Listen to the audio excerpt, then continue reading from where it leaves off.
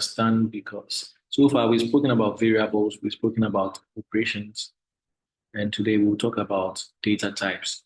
Now, data is everywhere. This is because one of the main things that make a program successful is the data it has. The purpose of a program is to, at some point, input some data, process the data, and have some output.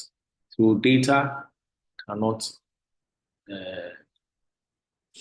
be excluded. The conversation on data cannot be excluded from programming. So let's talk about the types of data that you'll be coming across. First, I'll talk about what data are. And data are simply values. The values we set to variables or the values we just manipulate in a program. And let's say, so for example, if we have a program here, when we give it 25, 45 plus 34, or add 45 to 34, that's the value, the sum of these two values is 79. 45 is the data we gave to the program. 34 is the data we gave to the program. 79 is also the output, which is some processed information. So we give it data and then it gives us information. It processes it, okay, runs the program. And sometimes we will come across data that have been set to variables. For example, number 1. So we assign some sort of data to it, say 45. And we have number 2.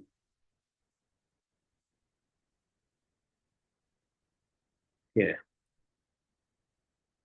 We assign some sort of values to it and call it, let's say, 20, 34. All of this.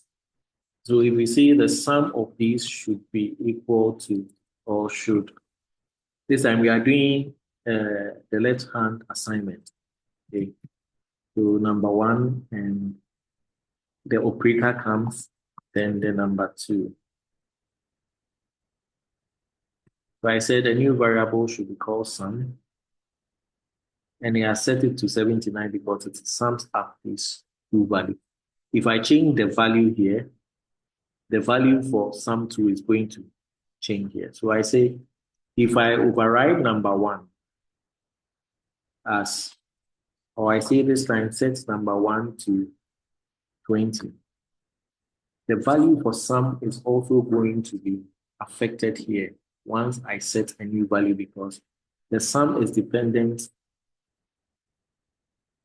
it's kind of dependent on this. So when I come here, down here, and then say sum, now the value of sum is dependent on that as well. So that's about data. When you come to a panel here, there are values and there is data here. And why we call this session data is that there are types of data you'll be coming across. And we have matrices. We have all of these are matrices, actually. All of these are matrices that have been represented that way. So they are vectors, they are matrices, they are arrays. So we'll come across all kinds of data as we run a program. Okay. And it's important to understand the type of data we are dealing with. So I said that data are values manipulated in a program's operation for is a desired outcome. The desired outcome is the information you get after your program has processed the data you give to it. And the sources can be from the programmer, it can be from the user, it can be from systems, it can be from database. I'll explain this a little. Sometimes the source of data, so the programmer themselves can say, okay, I want vector 1 to have this value. Or I want Yeah, I want vector 1 to have this value 1 to 5. And this is like saying that the list of numbers 1 to 5. Okay, when I enter, I go to my B1, see list of integers 1 to 5. That's where I find my data. So when I say B1, when I want to see the values of B1, this is what is found in B1. This is vector 1. Okay. Doing this, I've given it data.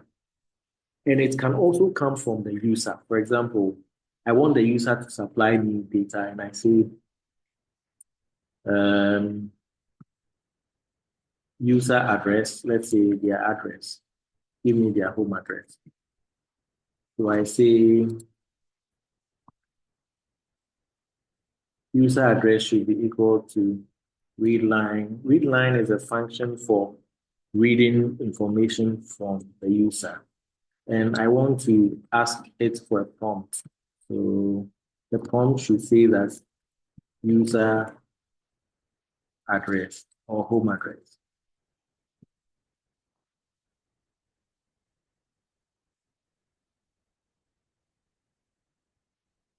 Okay, so once I run this, it's asking the user for a home address. Whatever the user inputs now comes to fill this variable. So it becomes a data set for it. So if let's say the user says that EE22 Oshipi Street, um, Dakuman in Accra. So that becomes what will be set to user address. Okay. So when I came to user address, you see this set user address over here. And when I say I need what is in user address, or I need a variable user address, that's what I find in there. Okay. So this source of data came from the user. So data can come from the programmer, which is like setting it yourself, or it can come from the user, or it can come from systems. So sometimes you have machine systems that generate data for let's say a program to run and then check. For example, maybe a refrigerator. It has maybe a thermostat that if it hits a certain temperature, the thermostat should go off or should take it off. So constantly the system, the refrigerator system is generating data or is measuring temperature, the temperature internally. You know whether the temperature has gotten to that point where the system should kick in or should continue. Okay. So that is one way you can have machines or systems generating data. You could also have it from databases where you have people online, they fill their forms, they do other things, and then it goes into a database, and the database is handed to you that okay, analyze the data or work with the data. So let's look at the types of data that will be coming across. We have numeric data, that is those ones which follow the patterns of numbers, an integer and a double. A double is like so an integer is common. A double is like a float. Other programming languages call them float, but it's more like a number that can take a decimal point. So you can have like 2.0. When you actually, that's the default. When you actually set uh, the value. So let's say in my R studio, I come here and then say value one is value one is 2. When I say value 1 is 3, this thing has been set as a double. Even though it looks like an integer, it's not an integer. The 3 you find here is a double.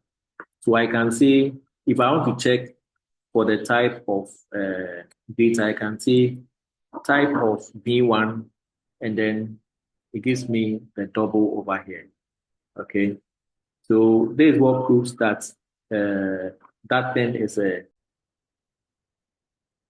So that's how come you find out whether the data type you have is a double or an integer. Even though 3 looks like an integer, if we want to set v1 to an integer, we are going to say 3L.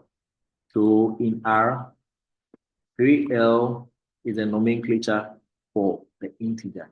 It makes it an integer. So if I say type of v1 now, v1 has now been set to an integer. So I'm now seeing an integer here.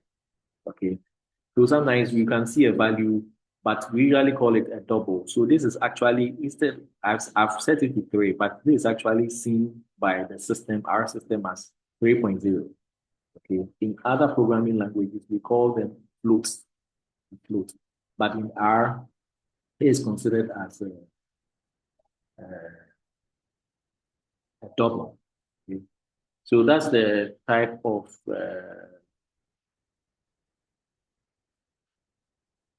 numeric type. So we have an integer and we have a double, and we have a character. Character is like a string. So a string is, for example, first name, anything that has alphabets in it, or anything that can be captured. So let's say my first name is a variable I want to set to. Whenever you are writing a character or a string, you bring a double quote and say Nana. Okay, so the double quote comes and then you put it inside. That makes it a character. So if I check the type of data it is, I come down here and then check the type of data and say type of first name. We'll see it as a character over here. Okay. If it's a single, but let's look at this first name. If I say first name is called true, even though this one looks like characters, they are not characters. We call something Boolean or Booleans or a logic. So if I say the type of first name now, remember the first name has been overridden by the second one we wrote. So the type of first name now is now a logical, okay, which is like a Boolean. It's a true or a false, okay. But if I come here and then say I'm putting it, once I put the true in quotation marks,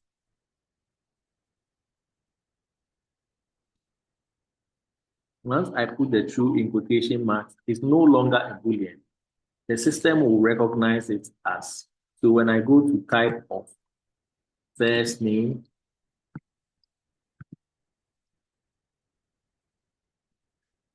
then it's a character now. Okay, so it's important to take note. Character is like a string. In other programming languages, we usually call them string. Okay, string.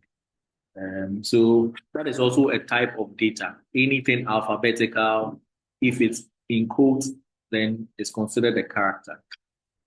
And logical is what I just spoke about, also known as a Boolean. It has only 2 values. It can either be true or it can either be false. And you don't see any quotation. And the true is usually written in caps when you come to R. So the true is capital letters, uppercase letters. The false is uppercase letters. If I have a value here, and this is where it becomes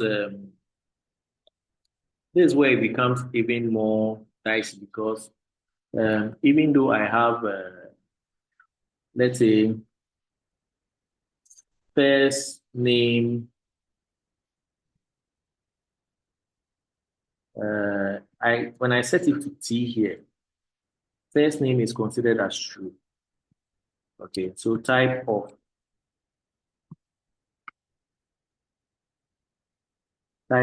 first name. So this logical is now logical. If I set it to F here, it's considered as false. So type of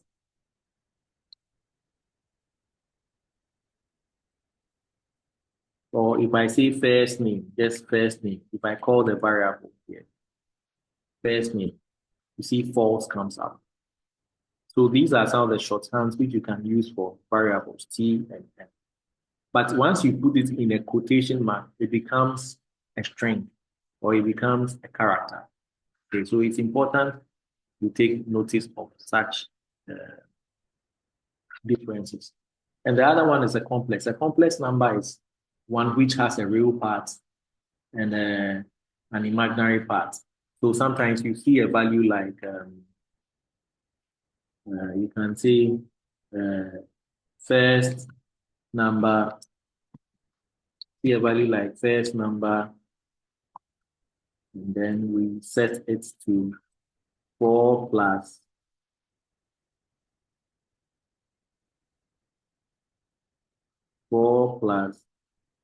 3i.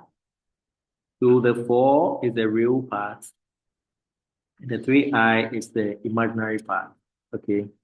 So when I set it over here, when I come here, it's a see 4 plus 3 plus I. The 4 is the real I, the 3 is the imaginary part. Complex numbers have real parts. There are numbers that have real parts and they have imaginary parts. Okay. So if I come to type of first number,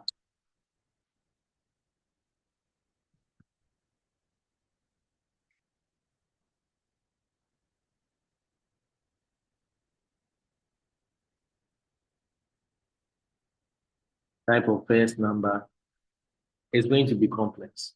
Okay. So these are types of data that you'll be aware of, that you will be.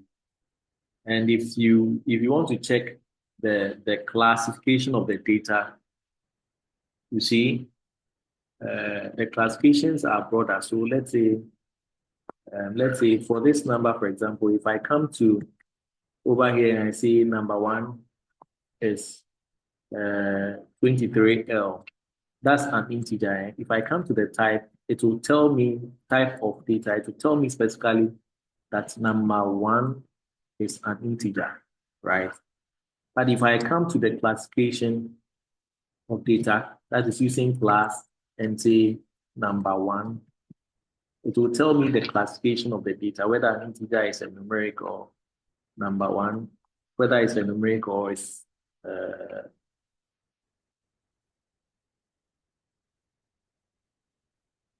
okay, what did I do? Whether it's a numeric or an integer or, so let's go to number 1, class number 1. So the class function sometimes works as the type of, but there's actually a difference. Okay. Now let's move to the types of data we'll come across. The types of data we'll come across. So I spoke to you about the integer. An example is 12L. I said that the 12L is what makes R sees it as an integer. Now, if you write a number like 12, it is not an integer to R. It is a double to R. 23.46 is a double to R. With a character, I say a character is like a string. So you can have cats, you can have T, you can have false. False, even though false sounds like a Boolean, when it comes into a quotation mark, then and you can have a phone number. Now, any number you don't intend to use for manipulation or to add up or to sum, to multiply, to perform an arithmetic operation on, actually you should capture it as a string, because strings are not used for that. And for logical, you have only 2 values. It can either be true, which you can set to in caps this way, or just your uppercase T, or false in caps, or just your uppercase F. And complex numbers, like I said earlier, you have a real part and you have an imaginary part. The imaginary part can come first too, then the real part follows. These 2, integers and double, are numeric data types. They are the numeric data types. Others are not. Okay, so verifying data types. So this is what we're using initially. This verifies the data type we have, and this returns the classification. Now let's go and look at this. Let's say we come here and then say a new number or num, we set num to 23. And we say type of num. Type of num gives us a double, right? And class of num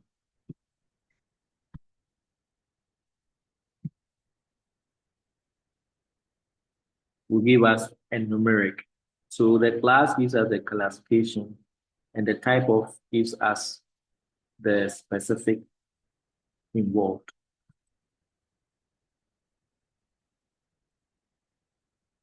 And if you want to verify for a specific, that is, if you know that, okay, well, you've seen the number you want to verify. Let's say you've seen a number and you want to verify the type of data it is, then you could use the is data type, okay, or is integer, is this, is that, as we can see here, is character. So let's say in my R studio, I want to check if the number 23 is an integer. So I say is integer num. Okay. When I do this, I'm asking, and it can only give me a Boolean value, either true or false. It gives me a true value if the condition I set here is fulfilled. So I'm asking, is it an integer? Is num an integer? That's what I'm actually asking. So when I enter, I say false. This is because num here, even though we see that's 23, an integer should be like 23L. Num is a double, okay? But if I ask it that is double num, then it will return true for me because R num is a double. Okay, so it is when you bring is and then you bring the data type, it only returns a Boolean for you. Okay, returns a logical. That's what we call it in R. Other languages call it Boolean. Okay. So we have first vector and we have another vector.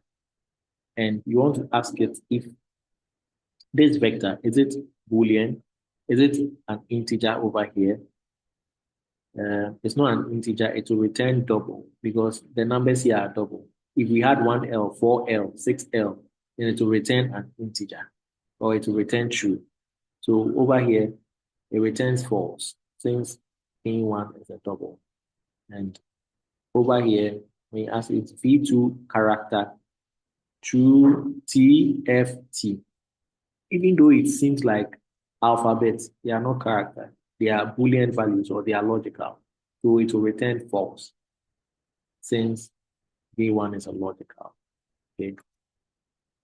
And coercion data types. Okay. Data types, it's important to understand that in R, you can change one data type to the other. Okay. You can change one data type to the other. And sometimes this becomes essential because sometimes you need to perform some operation with it and you need to change it. So let's go into our studio and say, over here, we have a double here. We have a double, num 23. So the number we find here is a double, okay? If we want to change this double to an integer, we'll say as integer, and we go for now. And now this value we are seeing, so I see type, but if we do that, it still hasn't, we have to save it somewhere. So we have to say num, new num is equal to as integer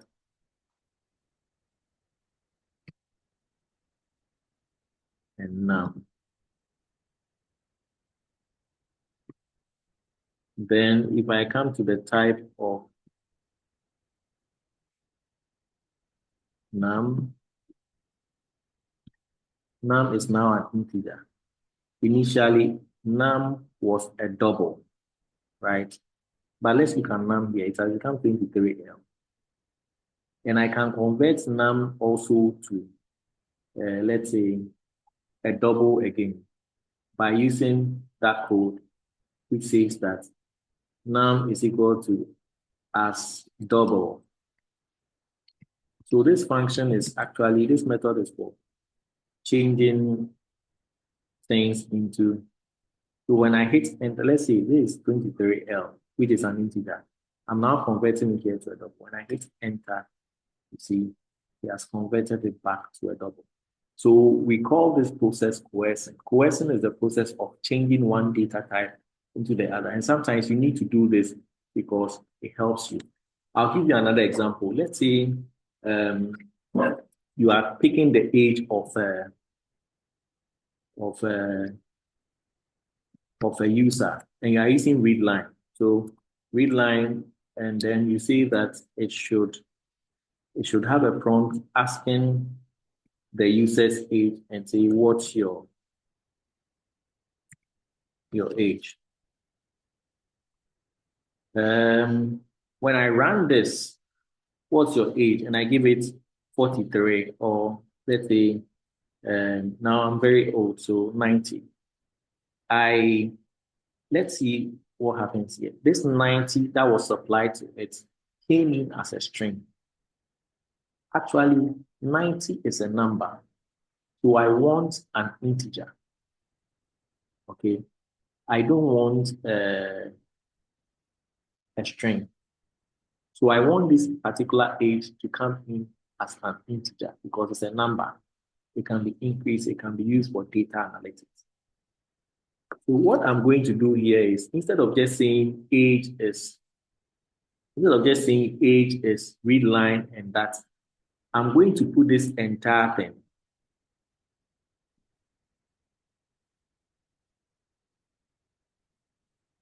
and convert it as integer because you can't have an age being a double. Age can be a decimal. Okay. So now when it asks me what's my age and I give it 90, let's see what happens here. So it comes in as an integer. Okay, so I'm using this as integer. I'm coercing the data from the string readline receives to an integer. Or better still, I can do it in two ways. Have my first way saying that readline age. Once it does that, once it gives me the age, then I convert it. Okay, so I can say 45. When my 45 comes in as a string, then I say that age is equal to, or age should be converted to as integer. Age should now be set to as integer of the age that was brought in. So now it's now an integer here.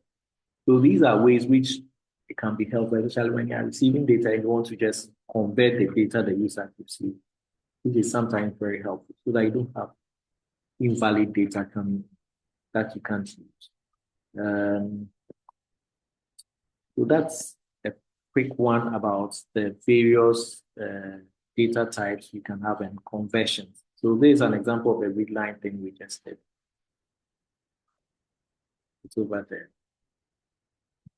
And so data, it's important to talk about the types because you meet data in one form, but I need you to understand that, hey, you can verify the data you receive and you can also convert the data you receive.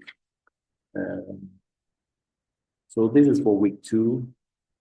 We spoke about data types today.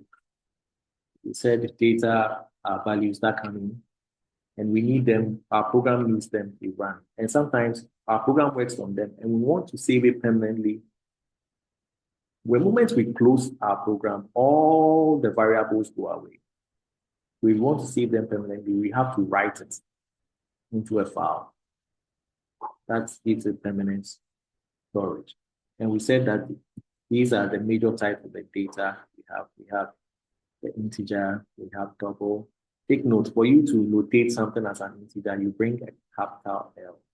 So minus 45 is a capital L. It declares the number as an integer and the character here. And the character, you always put them in strings.